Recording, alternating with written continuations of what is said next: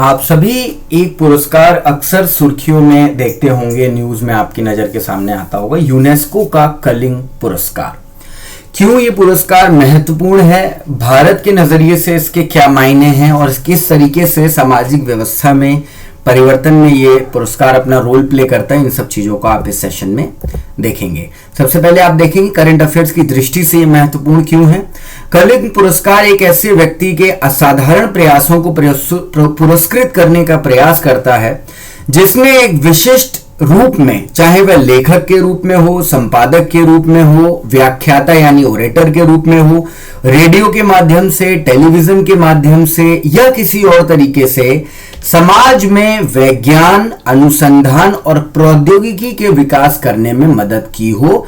Scientist के अलावा जो कोर साइंटिस्ट, जो कोर एक वैज्ञानिक है, उस रूप में नहीं, भले ही वो व्यक्ति प्रोफेशन से वैज्ञानिक हो, लेकिन रेडियो, टेलीविजन, संपादक, एडिटिंग, फिल्म इत्यादि के माध्यम से प्रयास किया गया हो विज्ञान या फिर साइंटिफिक टेम्परामेंट को बढ़ावा देने का।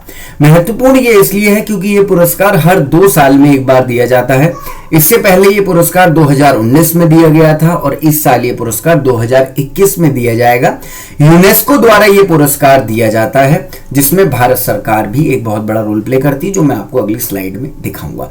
2021 में दिसंबर में साउथ अफ्रीका की मदद से होने वाली साइंस कॉन्फ्रेंस में ये पुरस्कार दिया जाएगा। नॉमिनेशन इसके लिए ऑलरेडी मांग लिए गए। अक्सर ये क्वेश्चन आपका यूपीएससी में, स्टेट पीएससी में पहले भी पूछा गया है, लेकिन आप जानते हैं कि अब क्वेश्चन जो है वो थोड़ा ज्यादा डिटेल में, थोड़ा ज्यादा डीप में जाकर के पूछा जाता है, और खास करके साइंस एंड टेक्नोलॉजी से रिलेटेड जो क्वेश्चन है उससे भी इसमें जो है क्वेश्चन अब पूछे जा रहे हैं डीप में। सिर्फ टर्म्स को या टर्म्स का एक्सप्लेनेशन नहीं पूछा जा रहा है, उसके पीछे की जो रीजनिंग है वो भी पूछी जा रही है। तो पुरस्कार, ये जो कलिंग पुरस्कार है, कलिंग फाउंडेशन ट्रस्ट, देखिए ध्यान रखिएगा, ये एक इंटरनेशनल पुरस्कार है, लेकिन कलिंग फाउंडेशन ट्रस्ट उड़ीसा राज्य की सरकार और भारत सरकार, डीएसटी, भारत सरकार का जो department of science and technology है, विज्ञान और प्रौद्योगिकी विभाग, उसके द्वारा फंडेड है ये पुरस्कार। इसे विश्व विज्ञान मंच में यूनेस्को के महानिदेशक द्वारा सम्मानित किया जाएगा, जो कि दक्षिण अफ्रीका सरकार द्वारा आयोजित दिसंबर 2021 के अस्थायी रूप में प्लान्ड है। अभी टेंटेटिव प्लान है, नॉमिनेशन मांगा गया है, इस साल ये पुरस्कार दिया जाएगा। तो आप जानते हैं कि फ्यूचर से रिलेटेड, जो आपके फ्यूचर में होने वाले इवेंट हैं उससे रिलेटेड क्वेश्चन भी आता है, तो उस कैटेगरी में आप इसको डाल सकते हैं। 2021 दिसंबर में शेड्यूल्ड है ये सेरेमनी जहां पर कि ये पुरस्कार दिया जाएगा। क्या प्राइज और एनोरेरियम है इस पुरस्कार में? 40,000 अमेरिकी डॉलर यूनेस्को की तरफ से दिए जाते हैं, प्रमाण पत्र दिया जाता है, और एक UNESCO Albert Einstein silver medal भी दिया जाता है। एक सिल्वर मेडल दिया जाता है जिस पर कि एल्बर्ट आइंस्टाइन का चित्र होता है। पुरस्कार विजेता को एक कर्लिंग चेयर भी मिलता है, और ये एक्सक्लूसिवली भारत सरकार का department of science and technology देता है, जिसमें कि $5,000 का अमेरिकन डॉलर का जो कैश है और एक प्रमाण पत्र शामिल है। तो 2 तरीके से इसमें जो है वो पुरस्कार राशि मिलती है। इंपॉर्टेंट चीज ये है कि इसको फंड करती है उड़ीसा की गवर्नमेंट। कलिंग ट्रस्ट जो है उड़ीसा गवर्नमेंट के अंदर आता है, वो फंड करता है। भारत सरकार का department of science and technology जो है वो इसको फंड करता है। यूनेस्को इस पुरस्कार को देता है, और किस क्षेत्र में देता है?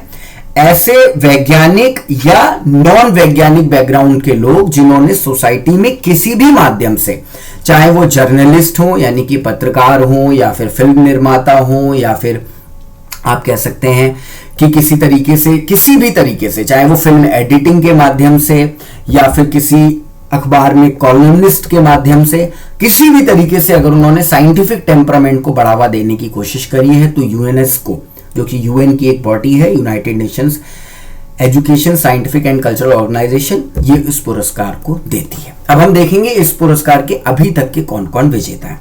जो इसके करंट लॉरिएट हैं वर्तमान में, 2019 में जब ये पुरस्कार दिया गया था, तो कार्ल कुर्जिस जेलेनिस्की, इनको ये पुरस्कार दिया गया था। Doctor Karl has been a science communicator for over 30 year.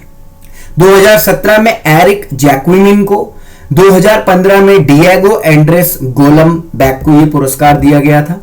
उससे पहले 2013 में कांग ली, चाइना के कियांग ली को यह पुरस्कार दिया गया था, जो कि China Science and Technology Museum के को फाउंडर थे। 2011 में Rene Raul Drucker Colin, Mexico को यह पुरस्कार दिया गया। 2009 में ट्रिन जुआन थुआन, वियतनाम के थे, उनको यह पुरस्कार दिया गया था।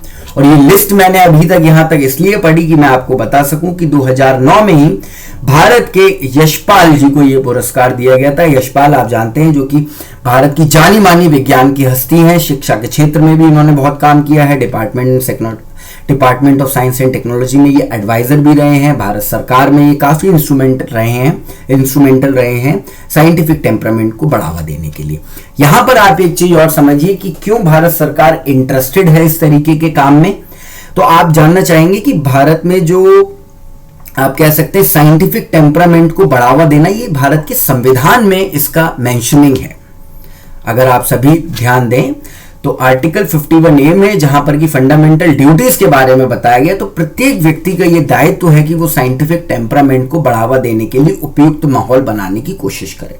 और सरकार को भी ये जिम्मेदारी दी गई है कि साइंस, लॉजिक और फैक्ट के बेसिस पर यह चीज की जाए। अब एक और चीज मैं यहां पर बताना चाहूंगा, करंट अफेयर्स के पॉइंट ऑफ व्यू से तो ये क्वेश्चन इंपॉर्टेंट है ही।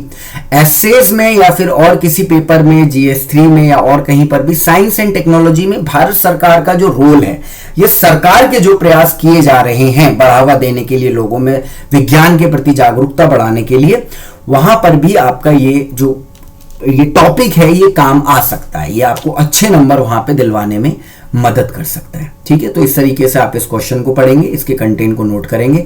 आप सभी लोग जो है वो एग्जाम रेस हिंदी को जरूर सब्सक्राइब करिए, बेल नोटिफिकेशन आइकन को प्रेस करिए। रोज यहां पर जो है वो इस तरीके के अच्छे सेशन अपलोड होते हैं, जो कि आपको एग्जाम में काफी काम आ सकते हैं। That's all for the session friends.